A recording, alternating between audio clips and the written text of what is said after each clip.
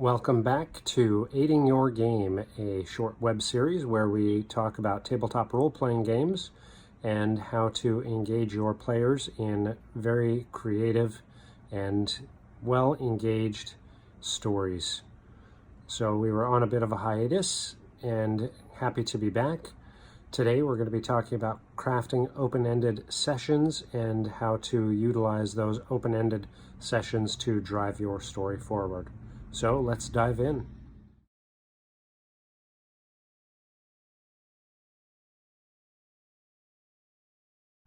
So in previous series, we talked a lot about how to keep it simple, starting small, only taking bite-sized pieces, and we want to continue that with this ongoing series on how to build up from something small.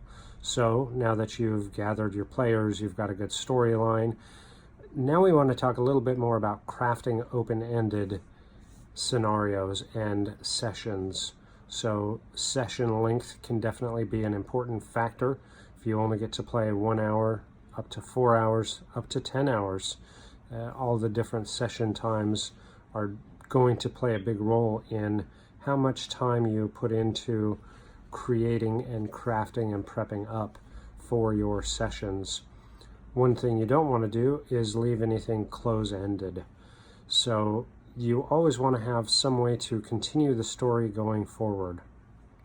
As you're working on that initial story, of course, some of the important things, we've covered it before, is making sure your players are very familiar with the type of story that you want to tell. Some unfortunate examples are if you want to tell a story where the realm has very little magic and 3 of your players want to use spellcasters, it could have some big impacts onto how that story unfolds, which could lead to some great RP opportunities, but could also lead to some frustration for those spellcasters.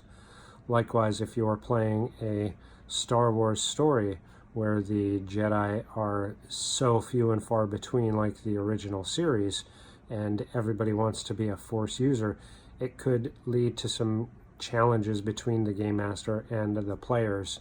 So make sure that they're very in the loop of the type of story you want to play and then buy in. By all means, this does not mean they should limit the type of character they want to play, but should add some elements for better storytelling. Perhaps in that Star Wars example, they want to use a Force user, a fallen Jedi. Maybe it's a young Jedi who escaped the Order 66, whatever the case may be. It should not be frowned upon because they want to do that, but should lead to good story examples. They should have a good idea of how are they going to interact in that galaxy where there are few and far between. So for this example, of course, we tend to focus more on Dungeons and Dragons just because it is the probably the largest format for gamers to play on a tabletop role-playing game. So we'll be focusing a lot on Dungeons and Dragons and using some examples that we'll build upon as we continue this series. So we'll start with a story that we want to place in a place called Stonebrook. So Stonebrook could be any small village in any setting. It's fairly easy to place it anywhere. It's so small and not really impactful that it could easily fall anywhere on the spectrum, whether you've got a campaign that's a canon campaign like the Forgotten Realms, Greyhawk, Dark Sun, or even drop it into your own homebrew. It's easy to do. We'll keep it generic enough so that it can tie into anyone's campaign and be a good opportunity to use for storytelling purposes. So with Stonebrook, the setting we've decided on, it's going to be just a high fantasy or whatever you're choosing to do. And we've got our players, they've made their characters, we've got that storytelling of the world is hinging upon something that the players need to do to be able to continue their existence. So old tropes, tried and true, sometimes boring, but we're going off of very generics. So let's roll with it. With the idea of Stonebrook, we want to have the PCs meet in some way, shape, or form and beginning adventure. Starting simply, we know this is going to be the beginning of what we hope to be a long-term campaign, but an easy to dissect story that people can come into, enjoy. If they come back, great. If they choose to bow out, that's fine as well. But this will be a story setting where we can have the story unfold in one session. Some of the ideas that we really want to do is put a little bit of thought into Stonebrook itself. Of course, we know the story arc is going to be high fantasy, but we need to look at how is this session going to unfold. I'm a firm believer in the 3-tier storytelling. So that's where you have basically a hook that allows the characters to do some exploring, some type of unfolding or unveiling of the storyline, a place where they can interact in that storyline, and then a place where they can resolve. So using the Stonebrook example, we know it's a small village, it's a tight community, it's mostly agriculture, the PCs have just met, and now we need to unfold the story itself. So as the players are meeting, what is the hook? What drives them into the story? In our Stonebrook example, the countryside has been having some type of a threat that is beginning to really do a lot of damage to the community of Stonebrook. So the players should get enough information that they don't really have to hunt for, but they should get some type of information that Stonebrook itself is in danger, and the people around them are just commoners who cannot deal with this threat. So that's kind of that exploration piece. That's where they're getting information and getting hooked into the story. With our players, of course, they should have some type of open mind to be able to look for those plot hooks and try to see what kind of opportunities are there for their characters. That's ultimately, hopefully, why they're there and what they're hoping to get from you. Once you lay down the groundwork, that should instigate them to begin that exploration stage. Maybe they want to start questioning the people. Maybe they want to go just mill around town and see what kind of dangers has Stonebrook been facing. Maybe they want to just head out into the woods and start a wild goose chase for what could be going wrong around Stonebrook. You always have to know that they're not going to follow every trail of breadcrumbs you leave, even if you're leaving loaves of bread. So be prepared for more that's required of you to give to them to be able to follow up your storyline. So for this example in Stonebrook, let's say the PCs decide to just start questioning around, and they find out that several houses have been destroyed. There has been large amounts of goods that have been missing, and there have been a number of deaths in the community. And this really should be enough to get them hooked that there is something wrong and they need to resolve it.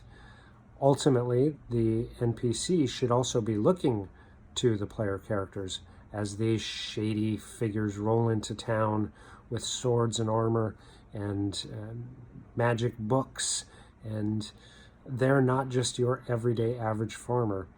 The commoners should be able to look at them and say, there's someone who can solve our problems, and then be on their way. So at this point, it's a good opportunity for your NPCs to start giving some information to the player characters and start driving that exploration phase up.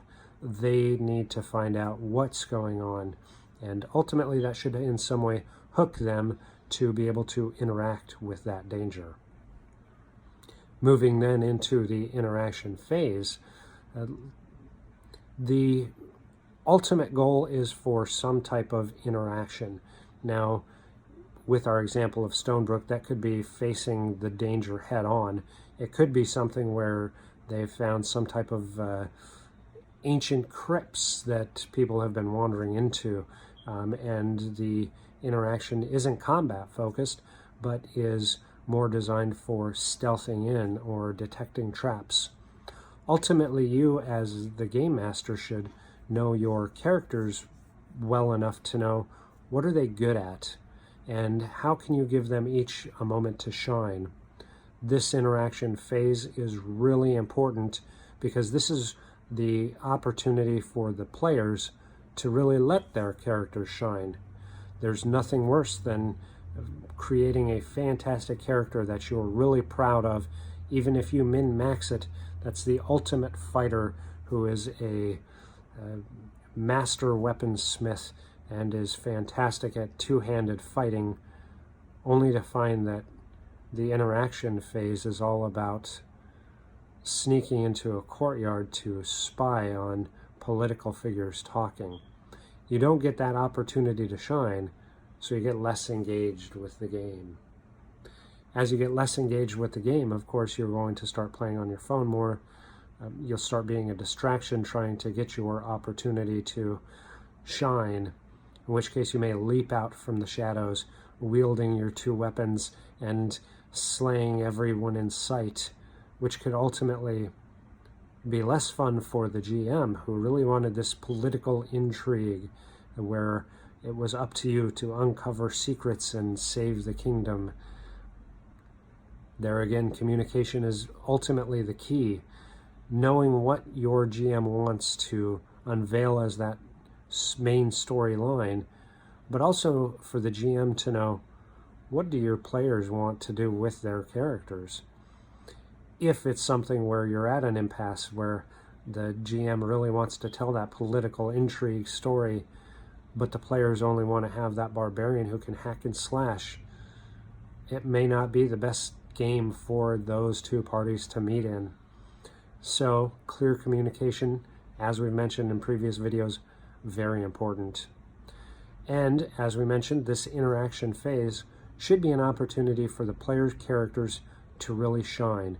This is what sets them apart from the commoners. They're the player characters for a reason. They're the heroes. They're the focus of the story.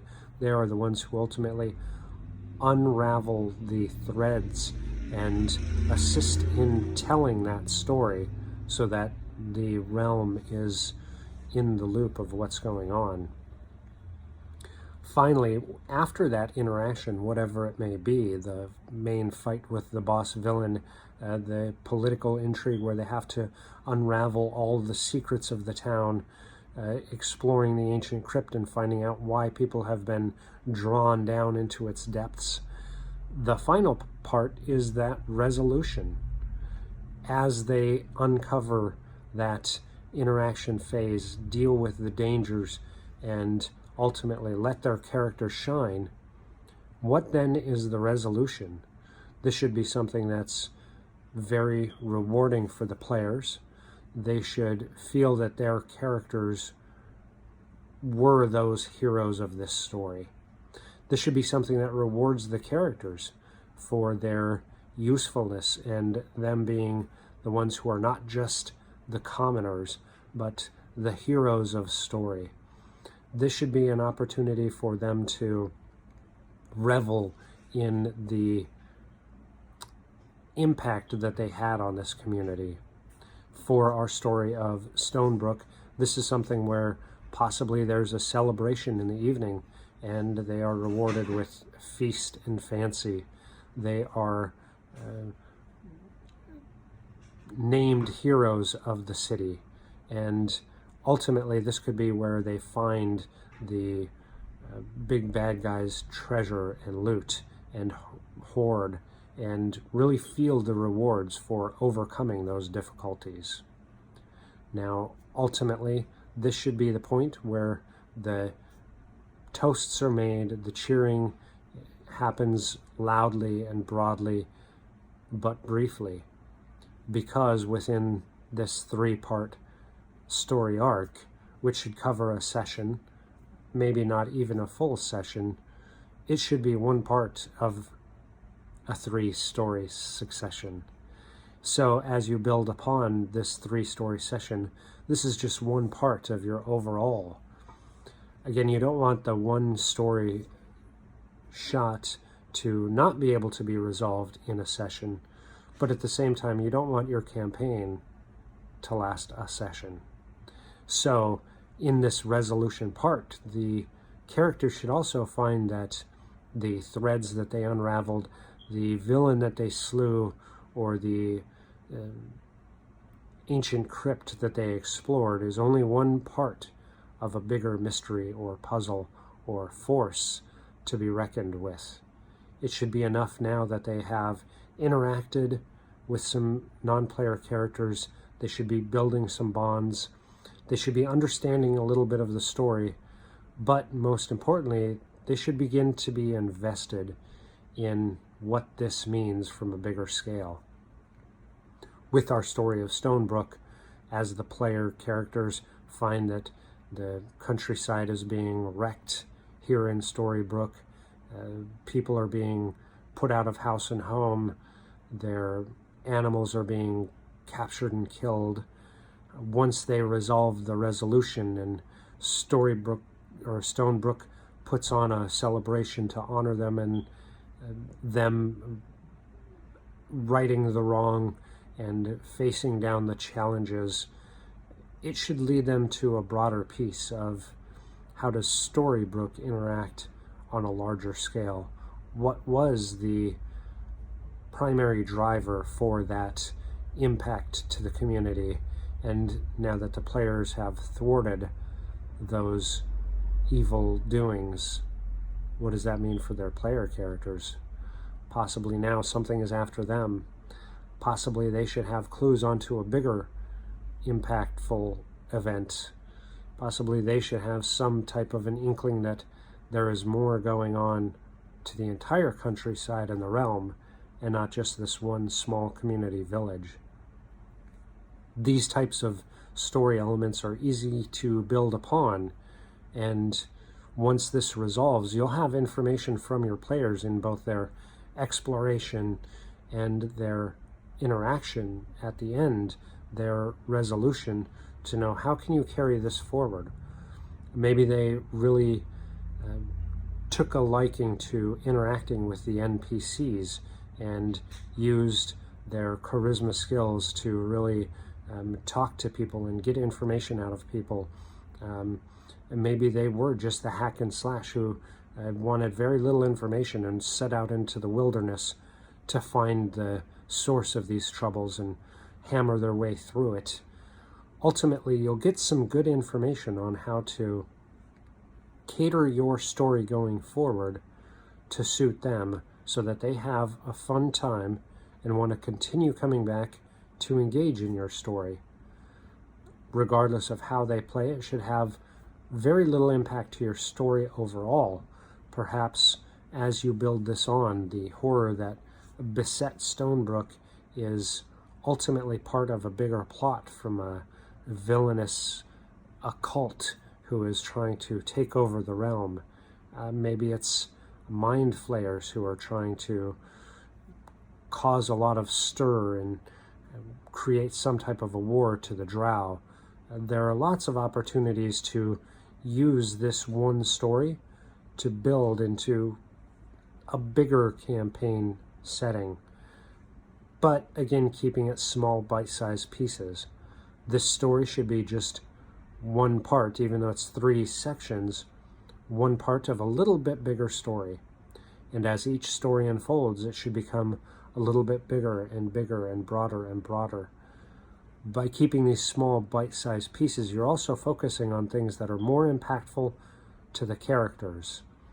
Once you're doing that, your players are going to get more and more invested in their characters, in how they're perceived, in how they interact with others, and ultimately how they develop their characters going forward. sometimes this type of story building as you're going can be more impactful to you as a GM as well. Where you thought you wanted the story to end could still get there, but the road could be extremely different. I hope this was helpful. I hope this helps you build up some great open-ended session ideas. As always, below will be links to our website, our Facebook page. We really encourage you to like and follow, subscribe. We're really trying to drive a big impact into the community. Additionally, we have just started a Kickstarter to help us move into our studio a little bit faster, offer better content in a better surrounding. Please, if you can, be a backer for that Kickstarter. If not, please share it. We're open to building this community and really delivering both content and goods to those who enjoy this type of hobby. Prior to us leaving, we are starting a new section where we're going to review one of the items from our Game Aid store. So with this week, we are going to be looking at a dice box. So one of the items we continually make are handcrafted dice box. This one here is called the Griffin dice box because it does have on both ends a Griffin relief. Now these are all hand decorated, wood burned. Some of them are carved, but this one is wood burned. Each one is unique. All of them are finished and have a felt lining to them and include a set of dice.